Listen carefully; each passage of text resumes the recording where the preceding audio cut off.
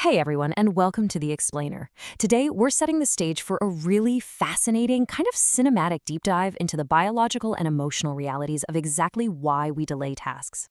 I mean, if you've ever stared at a blank document, a massive pile of laundry, or a looming deadline, and felt like there was a literal, invisible brick wall stopping you from moving forward, well, you're definitely in the right place. We're going to completely unpack the neuroscience of procrastination. We'll explore why it happens in the brain, how things like dopamine and executive dysfunction play a massive role, and most importantly, we'll look at the practical, science-packed strategies you can actually use to overcome it. So, I want to start off by posing a pretty bold question to you. Is procrastination just laziness? It's a super common assumption, right? We've all been there. We beat ourselves up thinking we just lack willpower or discipline. We tell ourselves, if we just cared a little more or tried a little harder, we wouldn't be in this mess. But modern psychology and neuroscience actually paint a vastly different and, honestly, a much more forgiving picture of what is really going on inside our heads. Okay, let's dive into this. Because the reality is, it's not even close to laziness. As the research notes, laziness implies passive inaction. But procrastination? Procrastination is active avoidance. Think about it. When you procrastinate, you aren't just slacking off or happily doing nothing. Your brain is actually working on overdrive. It's actively searching for alternative tasks. It's trying to justify the delay, and it is scrambling to manage the deeply uncomfortable feelings that come with facing whatever it is you're putting off. Which brings us to the absolute core truth of this entire issue.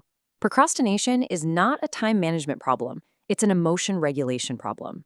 Researchers have actually found that procrastination fundamentally stems from our brains prioritizing short-term mood repair over our long-term goals. So, when a task triggers anxiety or boredom or fear of failure, or even just self-doubt, your brain essentially makes a trade. It decides to completely avoid the anxiety-provoking task right now just to feel some immediate relief, even if it knows that means dealing with way worse consequences down the road. A massive part of why we make that trade is due to a scientific concept called temporal discounting. Our brains are literally hardwired to value immediate payoffs far, far more than future ones. Let's say a deadline is 3 weeks away. The future reward of finishing that project feels super abstract and neurologically pretty weak. But the present comfort of, say, watching just one more YouTube video or reorganizing your entire desk, that feels incredibly real and rewarding right now. So your motivation simply collapses as the deadline drifts further away. Building on those insights from consultant psychiatrist Dr. Sunil Reg, we can actually see that procrastination is fundamentally a dopamine timing problem. We all know dopamine is our motivation chemical, right? But the phasic dopamine signal, that big spike that actually makes you feel good, it often arrives after you complete a task, not when you start it. It's like your brain's internal reward stopwatch is totally misaligned. When you combine that weak signal for distant rewards with high anxiety or even just a bad night of sleep, your motivation circuits just completely misfire. Suddenly, everything feels disproportionately effortful. And this brilliantly illustrates why procrastination can stem from entirely different neurological root causes depending on how you're personally wired. For some people, it's anxiety-driven avoidance. This is triggered by fear, perfectionism, and your amygdala, which is basically the brain's threat center, screaming at you to run away from those negative emotions. But for others, it's ADHD-driven procrastination. And this is rooted not in fear, but in executive dysfunction. People with ADHD might sit down with the full, genuine intention to work. But because of neurological differences in regulating attention and time blindness, their brains simply won't cooperate to initiate the task. So understanding your specific root cause is absolutely crucial. Furthermore, we have to realize that not all procrastinators behave the same way. Research by Chu and Choi actually distinguishes between active and passive procrastinators. Active procrastinators delay things on purpose because they thrive on that intense time pressure. They actually have really high self-efficacy, and they usually meet their deadlines. For them, it's an adaptive coping style. But passive procrastinators, on the other hand, delay completely unintentionally. They get paralyzed by anxiety, they have a really low belief in their own abilities, they frequently miss deadlines, and they rely heavily on avoidant coping mechanisms. So what does this all mean? How do we actually fix this? Well, the standard productivity advice you always hear is usually just, hey, just start, right? But if you're an anxiety-driven passive procrastinator, just start fails miserably. Why? Because it directly triggers the amygdala's threat response. The rational part of your brain literally goes offline as your nervous system prepares for survival. So instead, the golden rule of brain hacking here is this: shrink the task to bypass the amygdala.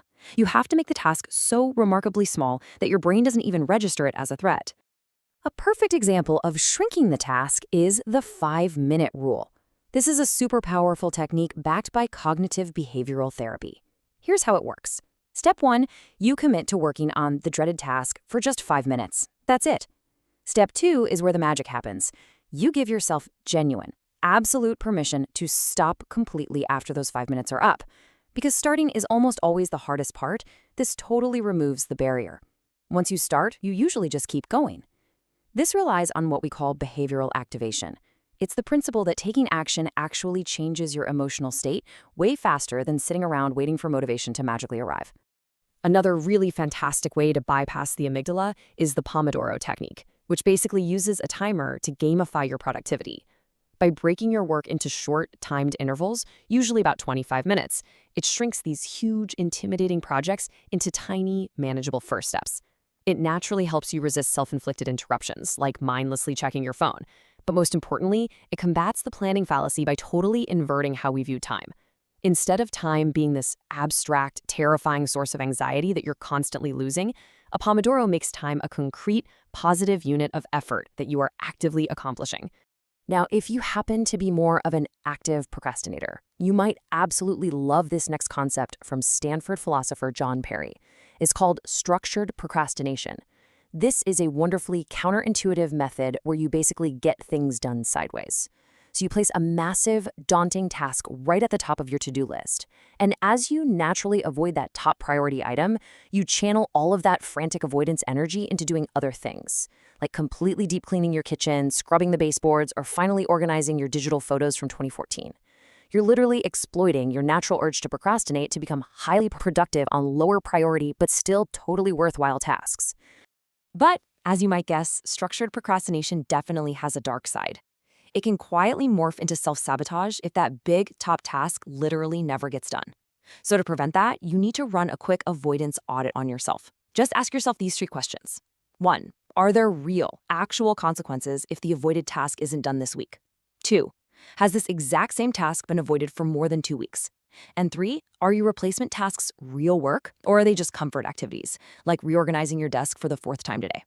If you're answering yes to these, your clever strategy has become a trap, and you really need to intervene. So, the absolutely crucial point here is that to truly break the cycle, we have to address the underlying emotions. Research into cognitive restructuring shows us that changing our attitude is totally required to minimize the massive amounts of guilt we generate when we delay. To actually move forward, we have to challenge those unhelpful thoughts. The ones that tell us we're completely incompetent or that the task is just impossible. We have to replace them with a mindset that accepts that, hey, we can manage the impact of this. This concept of restructuring our thoughts built into something truly profound, the neuroscience of self-compassion. We so often think we need the harsh whip of self-criticism to force ourselves to get to work. But the science shows the exact opposite is true. Self-criticism literally demotivates the brain and increases your avoidance. Self-compassion, however, replaces that harshness with acceptance. It lowers your stress, it diffuses those negative judgments, and it shifts your brain from a mindset of punishing yourself, which is retribution, to a mindset of actually fixing the problem, restitution.